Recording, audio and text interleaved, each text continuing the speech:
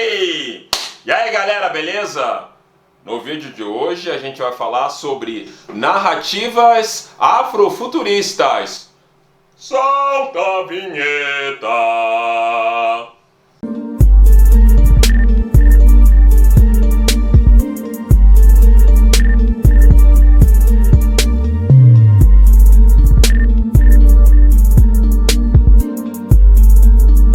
Olá, gente! Boa tarde, boa noite, tanto faz na verdade, sei lá quando é que vocês estão assistindo esse vídeo. Gente, para quem não me conhece, o meu nome é Fábio Cabral e eu sou escritor. E é isso, só isso.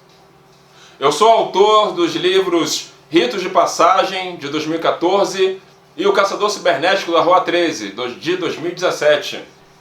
É isso aí, gente. Eu peguei gosto por esses nomes esdrúxulos, enormes, né? Eu sei que lá na gringa o pessoal deve ficar furioso, né? Ah, que nome é esse e tal? Mas é da hora, gente, né? Começou com o Caçador Cibernético da Rua 13. Olha só o nome, né? Dá uma... E agora, Cientista Guerreira do Facão Furioso. Já tem o nome já do próximo, que vem depois da cientista, mas obviamente eu não vou falar agora porque, né? Enfim. Vamos lá, vamos falar agora sobre as narrativas afrofuturistas, ou melhor, as 4 características de uma narrativa afrofuturista. Quais são as características, quais são os tópicos, né, os pré-requisitos, né, que caracterizam uma narrativa afrofuturista?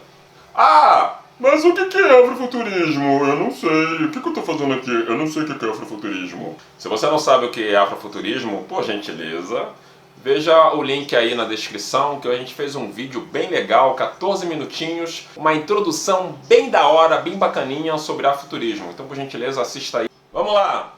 As narrativas afrofuturistas. Ah, mas é claro, primeiro eu preciso dizer, eu pensei nessas características, eu estabeleci essas 4 características imprescindíveis para uma narrativa afrofuturista, pensei a partir da criação literária. Porque eu vejo o afrofuturismo a partir da minha própria criação fictícia para a literatura. Mas é claro, esse vídeo não é só para quem está, né, escrevendo um livro, escrevendo um conto, porque tudo tem uma história, tudo nasce a partir de uma história. Né? Uma foto conta uma história, um desfile de moda conta uma história, né? Um filme, obviamente, conta uma história, um jogo de videogame conta uma história, enfim. Então, para você que está criando seu filme, criando sua série, fazendo seu trabalho artístico, pintando seu quadro ou tirando uma foto, né, eu espero que esse vídeo ajude você a ver esses requisitos mínimos para que uma narrativa seja considerada afrofuturista. É claro, essa é apenas a minha opinião, nada escrito em pedra. Estou falando do meu lugar de escritor afro-brasileiro do afrofuturismo. Mas é isso, gente, vamos lá. Vou falar aqui as características que eu mesmo, eu, Fábio Cabral, estabeleci para uma narrativa ser considerada afrofuturista. São 4. Vamos lá. Primeira, protagonismo de personagens negras e negros. Segunda, narrativa de ficção fantástica ou ficção científica. Terceira, centralidade da agência africana.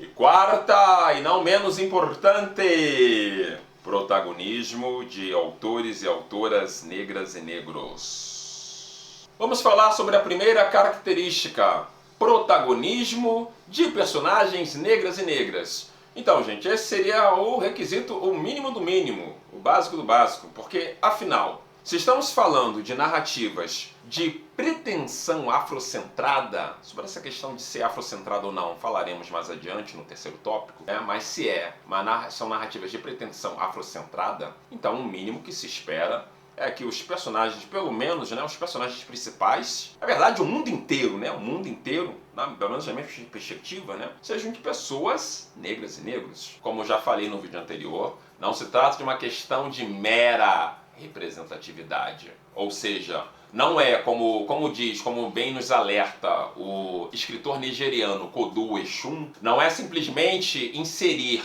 mais atrizes ou atores negras e negros numa narrativa de ficção científica. Não, isso é insuficiente. Sim, mais como o Molefe Ashanti, criador da teoria afrocêntrica, diz, que a pessoa africana, afrodiaspórica, seja a atriz e o ator principais do palco planetário. Isso faz uma grande diferença, veremos mais pra frente. Segunda característica, narrativas de ficção fantástica e ficção científica.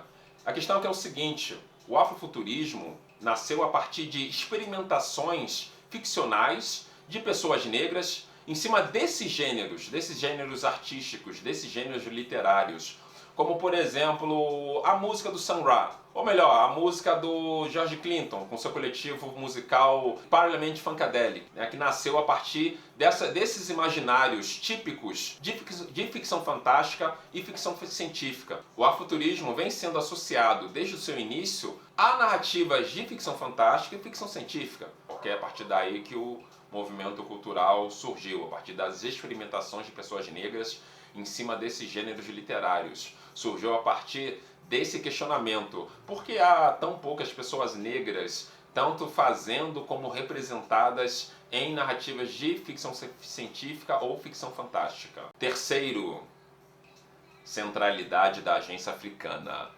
Talvez essa questão seja um pouco complexa e também, na verdade, para ser sincero, não dá para falar em poucos minutos de um vídeo de YouTube, né, gente? Vamos ser sinceros.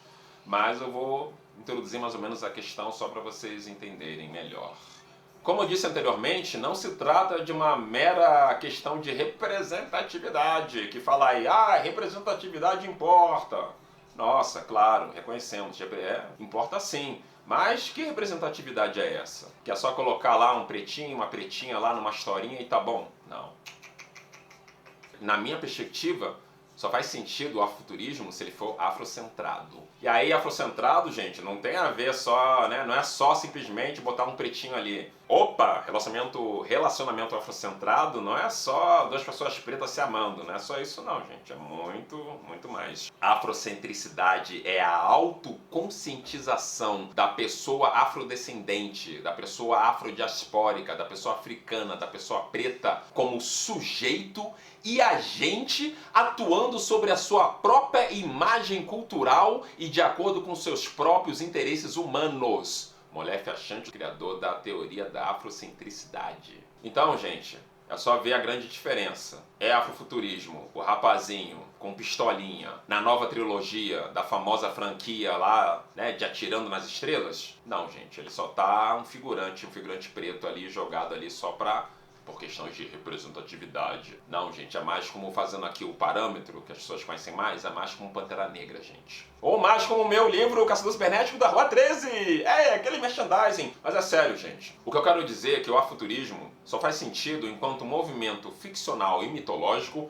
Carolina Desirê, 2018, que gira em torno da centralidade africana, que gira em torno dos cenários, da espiritualidade, das nomenclaturas, das filosofias e das perspectivas de pessoas africanas e afrodiaspóricas. E é isso que eu estabeleci isso porque é isso que eu naturalmente fui fazendo, né? Comecei a fazer desde o início com o meu livro Ritos de Passagem, com o meu segundo livro, O Caçador Cibernético da Rua 13, e com esse terceiro livro que se chama Cientista Guerreiro do Facão Furioso. A espiritualidade africana, a centralidade africana, as cosmologias, as mitologias africanas como o centro da história, né? Tudo girando em torno dessas perspectivas. Por último, e não menos importante, a quarta característica: o protagonismo de autores e autoras negras e negros. É o seguinte, gente, o afrofuturismo, como eu disse lá no início, surgiu a partir